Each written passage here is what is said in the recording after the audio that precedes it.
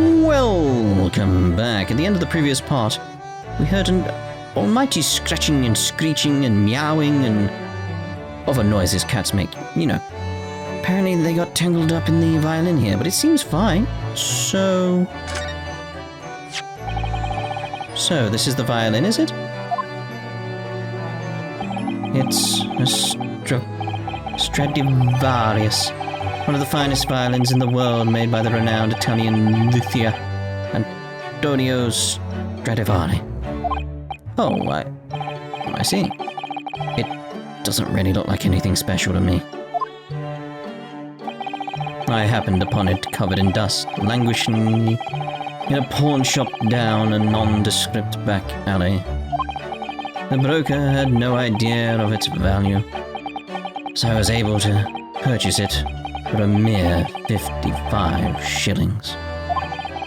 How honorable of you.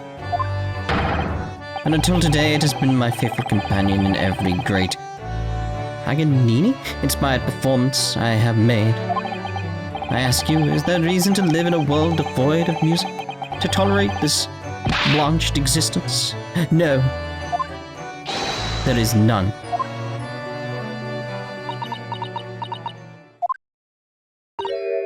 Mr. Sholmes?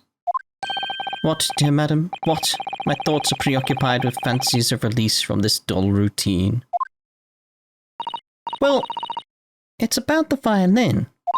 It looks very different to normal, don't you think? It's actually a small cello. What do you mean, Miss Susato? Oh, Susie's right. Yes. The tone of the wood is completely different. Been replaced. That's not all. I'm sure there was no crack here before. Wait, it's not even the right size, is it? What's this?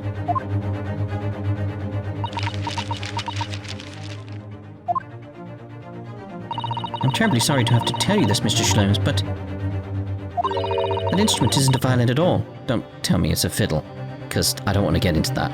But you're going to be like cat with a fiddle? Are you really going to go that route? Then what? I believe it's an entirely different instrument called a viola. Let's not get into it. What? What? Oh, he's gone. No, Mr. Sholmes, are you all right? You're right. You are quite right. This isn't my faithful Stradivarius. So what, pray, is this piece of string flotsam?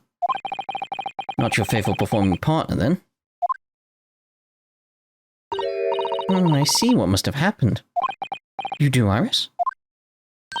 This is just a simple mix-up.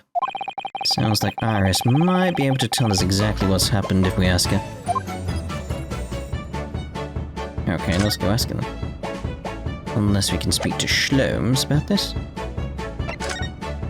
Nope. Alright, Iris it is. Mix-up. What did you mean by a mix-up, Iris? Well, you see, this violin... Sorry, this viola, I mean... was at Windibank's until last week. At the Pawnbroker's? Not Mr. Sholmes' beloved musical partner?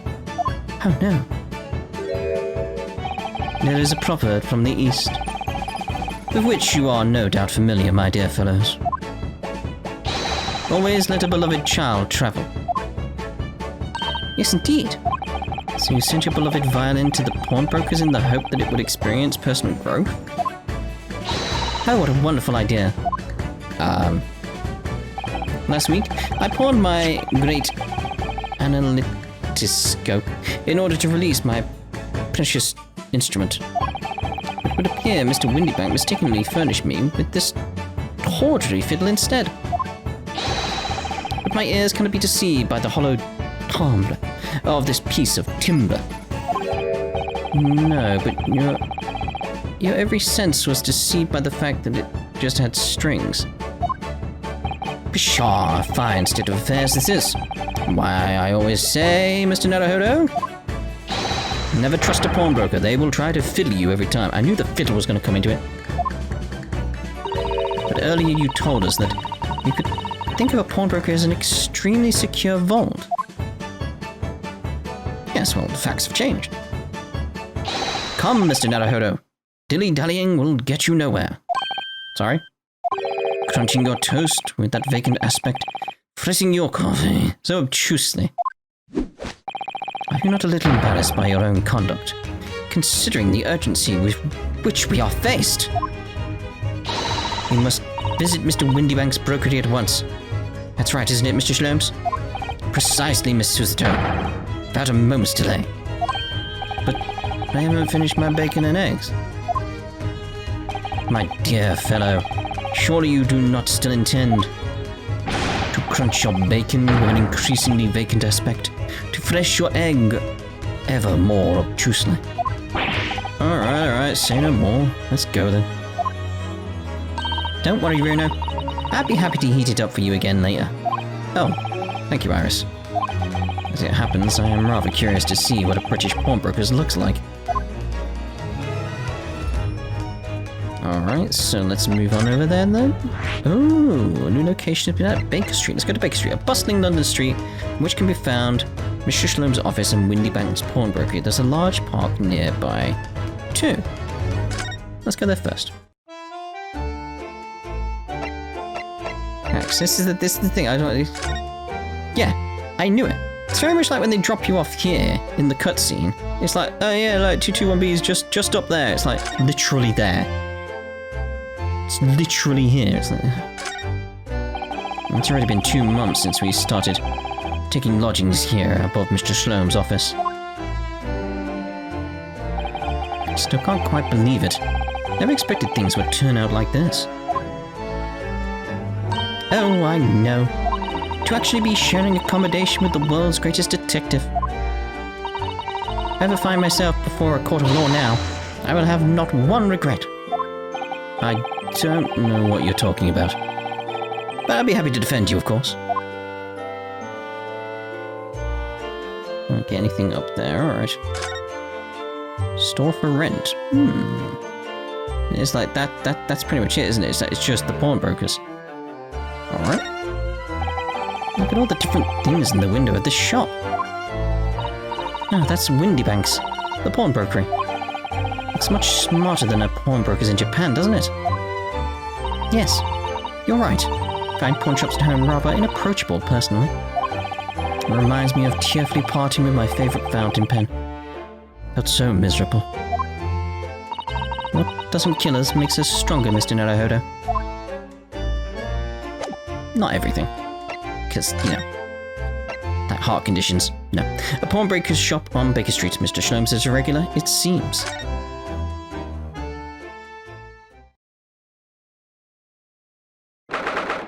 th of April.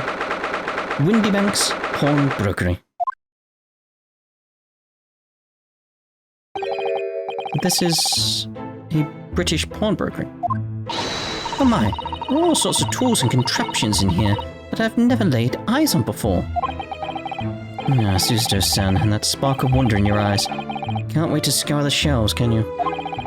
Get the impression you enjoy places like this. Oh yes, I don't know why, but seeing such a lot of things I don't understand it. It's a real thrill for me. My dear fellows, let us not forget why we are here. Oh, Mr. Shlomes. We are calling on matters of business, not pleasure. You nearly punched her. Be careful, me. And clearly Mr. Shlomes means business too. What the hell? Judging from the spark of fury in his eyes. Ah, Mr. Shlomes, sir. Welcome back. Did you hear that brazen welcome? Well, yes, we are potential customers after all. We are disgruntled customers, Mr. Naruhodo. And it's time to inform Mr. Windibank of our ire. Come, the fight is afoot. The fight?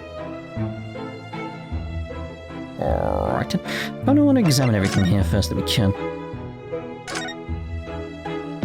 What are you doing, my dear fellows? We are not here to browse for interesting curios. We have come to teach this broker a lesson. Oh, but there are just so many fascinating items. Looks as though we'll have to talk to Mr. Windibank first, before you can explore in here, Miss Susato. curious, because that looks like an electrical... like a preamp or something like that. It just looks very strange. Alright, let's converse. The violin.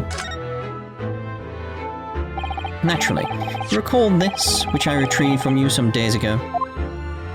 Yes? This second-rate fiddle is not my faithful instrument, Mr. Windibank. The color of the wood is different. It has holes in it. It's not even the same size. A wonderful summary of our observations, Mr. Sholmes. I'm so very sorry, sir. How utterly unforgivable of me.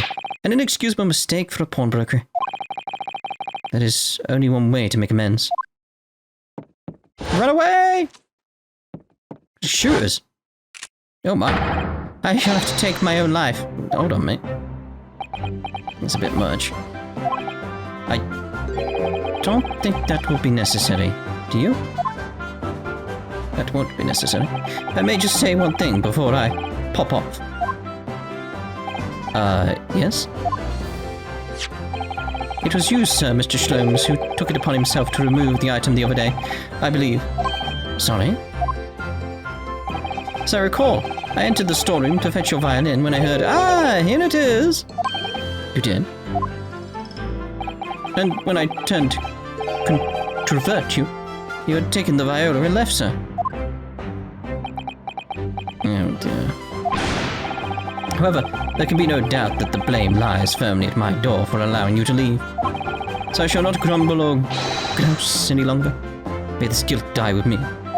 No, stop, my dear fellow. The fault is mine.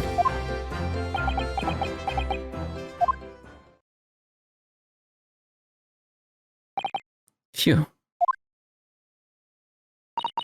It would appear that the fight is over. I do humbly apologize, Mr. Windibank. Evidently my questionable disposition precipitated this tragedy. Well, you wouldn't be Mr.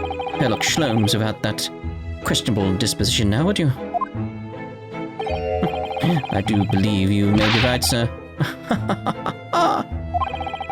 Let's have a laugh or cry, I suppose. You are, it must be said, one of my more challenging customers. I need to remind you of the peculiar collection of items you've brought through my door in the past. Oh, peculiar items? In the extreme, for example, the unpublished manuscript of an eponymous work? The novels of Sherlock Sholmes, or some such. Oh my, a new full-fledged novel. And unpublished. A story I've yet to read, you mean? Ah, forgive me. Wait, before you die, you must tell me more before you die.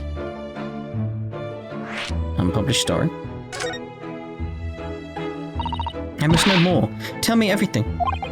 Wow, Sister-san is really fired up now. Is there really an unpublished story under this very roof? Well, one day the gentleman here brought in an old metal chest, you see. I should like to entrust this to your care for a while, Mr. Windibank. A chest like that? 1 shilling, sir, not a farthing more. It houses something of very great value indeed. The latest manuscript, recounting the adventures of one Mr. Sherlock Sholmes. I beg your pardon, a manuscript?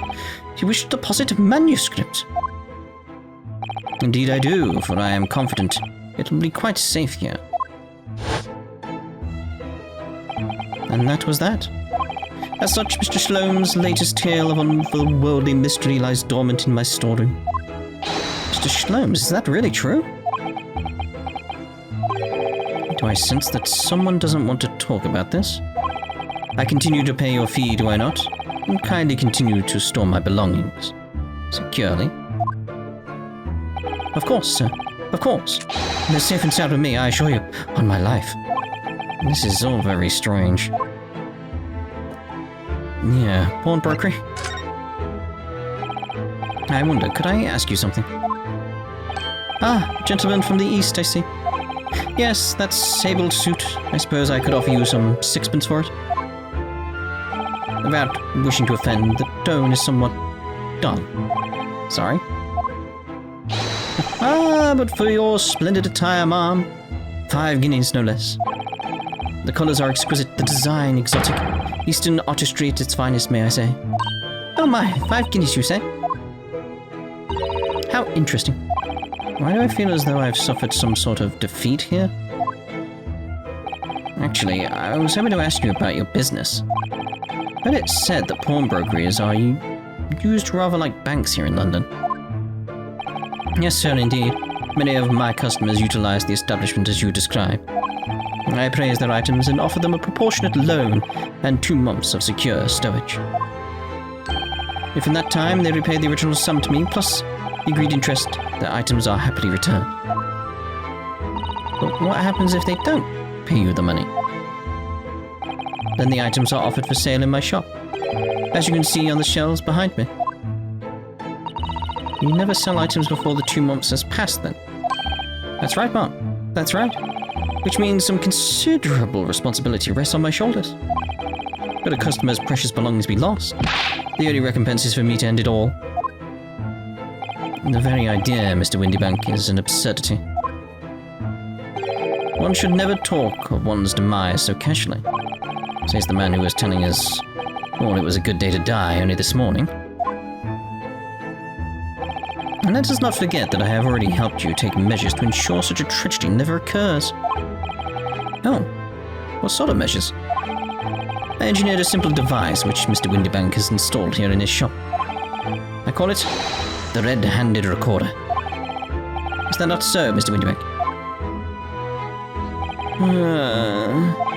What was that deep sigh about? Red-handed recorder? What on earth is a red-handed recorder? Use your eyes, my dear fellow. There are 2 just below the ceiling. I mean, I don't see them anywhere. I can see what appears to be a camera attached to some sort of timing device. Very astute. It is indeed a camera furnished with some 100 pieces of celluloid film. And every 30 minutes precisely, the camera automatically records the appearance of the shop. Here, I have an example I can show you. Alright, 4 AM.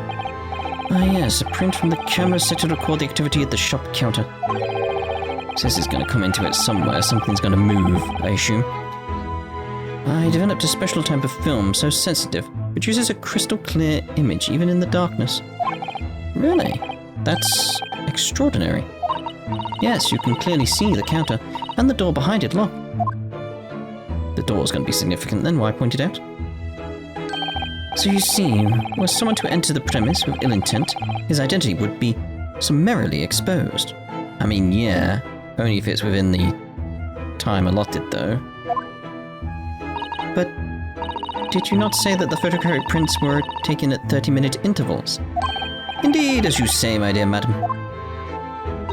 Then what if the incident were to occur in between times? One could only say that would be a cruel twist of fate. I must confess your devices have been giving me some cause for distress of late. I beg your pardon, Mr. Windibank. Surely they are anything but distressing. Reassuring is the word. It's the cost of the film, sir. You most graciously placed not 1 but 2 dramatic cameras in my shop, after all. Which means I must pay for nigh on 100 utterly useless prints every single day. I'm afraid the cost of the film will break me before I'm very much older.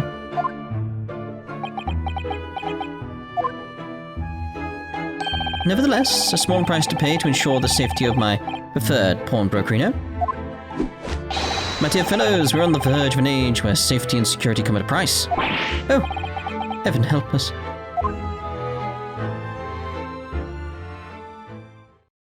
Now then, Mr. Sholmes, allow me to return... Ah, it looks much better, doesn't it? Yes. To return your precious violin. Ah, the very thing. Thank you, Mr. Windibank. Perhaps this might mark the end of the peculiar items you try to pop. Because if anything were to happen to one of them, this would be the only answer I really think you ought to stop waving that gun around. Someone could get hurt. Fear not. Sorry? I only loaded a single bullet, so no one but myself could possibly be harmed. That's not really what I meant. Good day to you then, Mr. Windibank. It's been a pleasure as always, Mr. Schlomes. Yes. So, Mr. Naruhodo. Yes, we can look around. Now we can explore at last. Alright, straight away I'm thinking down here. But I wanted to look at the spades, or the shovels. Look at that enormous ledger open on the counter there. Mr. Windibank is, if nothing else, really particular about recording the items he accepts. He'd have to be, otherwise he'd get himself into all sorts of trouble. Which might explain the thing that catches my eye far more than the ledger. The gun. This revolver here. Do not entertain even a single thought of pilfering an article herein, my dear fellow. I assure you, Mr. Windibank would not hesitate to draw that weapon with a speed bellying his porty size. Oh, you don't mean he'd... Lying. Is it lying? Blow his brains out, indeed, in recompense for his blunder. Oh my. But in any case, of course you would never do such a thing. Could you even suggest it? How dare you? There seems to be a little door hidden behind that curtain there. That leads to the storage room, where Mr. Windibank keeps articles that are currently in pawn. Oh, I see. There's nothing of particular interest inside. I certainly wouldn't recommend any larcenous activity. Recommend or not something I tend to do. There's but one key, and Mr. Windibank keeps it in his pocket at all times. Yeah, the door's definitely going to be significant at some point. Before he sleeps, he places it into a small pot, which he slides under his pillow. How on earth do you know that, Mr. Schlomes? I am a detective, sir. It's my business to know what others do not. I am frequently assailed by information that I never care for nor wish to retain. Mr. Schlomes, you are a wonder. I'm the prime suspect if this pawnbroker is ever bungled. Or burgled. I like bungled better, though. Okay. Look at this. Look at this lovely big shiny box bee. That, my dear madam, is a music box. Surely you have such things in your own country? Oh my, yes, but I've certainly never seen one so large before. Shall we listen a while?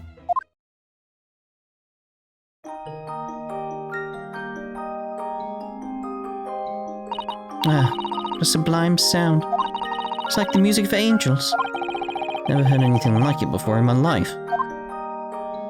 This particular specimen is of a larger variety, commonly found in public houses and restaurants. There's a metal disc inside on which the notes to be played are recorded. Simply by replacing the disc with another, any music you care to imagine can be played. My goodness, what a simply delightful machine. Indeed, though their popularity has waned recently with the development of the gramophone, of course. Science and technology advanced at such an overwhelming pace. Just wait till you get to like the next century. Jeez. What an assortment of things there are on the shelves here. Crockery, footwear, clocks and watches. Almost anything you care to imagine. Those are forfeited items offered for sale by the pawnbroker. What does that really mean, though? When you pawn, or colloquially pop, an item, the broker loans you money against its worth. He stores the item for an agreed period of time, after which the loan must be repaid. If not, he is free to display it in his shop for sale, at a price of his choosing. Oh yes, now you've explained it, pressing little price tags on everything. Of course, simply by paying the agreed interest on the loan, one can extend the period of safekeeping. So you may pawn that black garb of yours without fear, my dear fellow. My treasured university uniform? Never! It embodies my student spirit. Oh, well, no, you cared so much. Like it's that sort of thing. Like, let's go across the shelves, maybe, rather than going like one-to-one. All right then. What's that at the foot of the door, though? Now, what do you suppose this rather enormous machine does? It seems to have 2 little windows for looking through. Ah. Allow me to enlighten you, my dear fellows. What you are looking at is a stereoscope. Fascinating. It is aptly named, I assure you. Look through the eyepieces and see for yourself. Oh. I should be delighted to. Excuse me a moment while I just have a look. Just before you do, there is something I should point out. My dear fellows, in order to see the image properly, stereoscopically, as it were, you'll need to be cross-eyed. However, if that is beyond you, I don't think you need to... Do you need to do that with stereoscopes? If that is beyond you, it is of little consequence today. Alright then, I'm going to try it. I mean, I'm sure doesn't it make you cross your eyes anyway? Ah! Mr. Naruhodo, you must see. At once. Oh, alright then. So I need to be cross-eyed, like I'm trying to look at my own nose. They're probably telling me then, aren't they? Because we're going to look at it, and I'm going to have to go cross-eyed to see something. Okay. What the? Right, let's go cross-eyed, let's have a look. Okay. Yeah, so it looks like she's a 3D image, yeah. I mean, that's how it works, yes? It's like, yeah, she looks like a 3D image. I don't believe it. So yeah, they were telling me. It's just a photographic print, but seems like you could reach out and touch it. Is this going to be an element of this case as well? That's going to be significant, isn't it? Yes. The sense of depth is startling, is it not? Stereoscopes are one of London's many fads. They are often found in little stalls in the park. People queue for hours to see them. Why? Why are people meddling with such black magic? It is not magic, my dear madam. It is, well, science. Far too complicated to explain at present. It's not. We shall save this lesson for another day. It's your brain tricking you. Oh. Okay. 3 globes of gold. That's some sort of charm. Dear me, have you not seen the sign before? No, never. The 3 golden balls are, in Great Britain at least, the universal sign of a pawnbroker. There are more than 700 such establishments in the capital, all showing the same sign. Oh, I see. I had not imagined your ignorance was so profound. Oh, well, what is the significance of the 3 golden balls then? Does it have some special meaning? That is entirely unimportant here, dear madam. Irrelevant, even. You mean you don't know? Pretty much. That's not a calendar you could easily miss, is it? 15th of April, today's date. Yes, that's not for sale, I must point out. It's an Eastern-style page-a-day calendar. Every night at midnight, I tear off the front page to reveal the following day's date. The perfect calendar for a tearaway fellow such as yourself, Mr. Windibank. And who was it who walked out of here with the wrong violin before? Well, in the agreed storage period as passive ad repayment, articles are forfeited, you see. So I have to keep a close eye on the date. Something a pawnbroker's obsession, you might say. Oh yes, I can see you're very dedicated to your job. Alright. But yeah, this thing on the floor. Look at this. Whatever could it be used for? I have no idea. Ah. Oh, it's not on the floor. I thought that was like a carpet or a rug, something, the green. There's a small catch just here, look. We're going to open it, aren't we? It's a camera then. Oh no. Oh. It's a portable stereoscope. Oh my, that's amazing. That's some sort of spring-loaded mechanism. which we'll never manage to put back to the way it was before. What are you two doing? What? Us? Nothing. No, nothing at all. He didn't break it, she broke it. Whatever this device is, it seems to have a pair of little windows to look through. It is as though I've seen something rather similar to this elsewhere. Yeah. What? Only tuppence for it? That ain't fair, and you know it. Says Gina. The article is barely worth a penny, miss. I cannot offer more. Sounds like there's an argument brewing over by the counter. Come on, that can't be right. Have you even had a proper butcher's at it? I've seen all I need to see, young girl. Yep. Wait, don't we know... I'm sure I recognize her. Oh, yes, it's the young lady from Mr. McGilded's trial 2 months ago. Her name is Gina Lestrade, my lord. She's a chancer, earns her crust among larger crowds, relieving people of their purses. What's commonly called a pickpocket.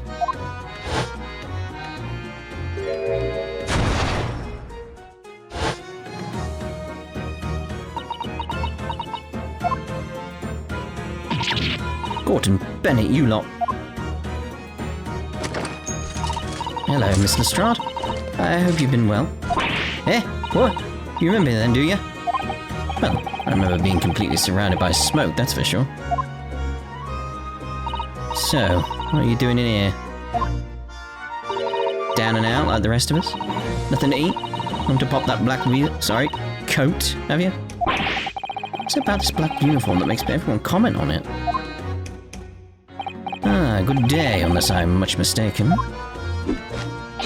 You would be the young pickpocket who stole our experimental smoke grenade launcher. There, Mr. Schlomes. So, you have something of value to pawn, do you? Allow me to see the article and I shall negotiate with Mr. Windibank on your behalf. Pull the other one. I don't need no help from some stuck-up D. Get out of my business, go on, or I'll make trouble for you. As you wish, Miss Lestrade. I will happily remove myself from your presence.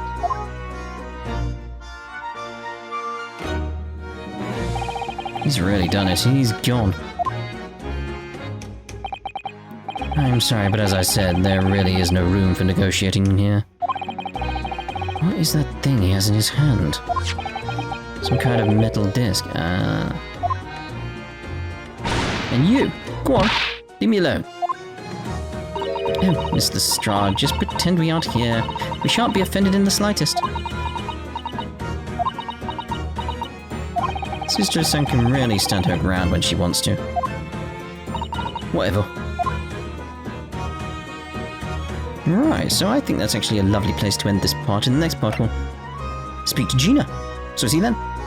Ta-da for now.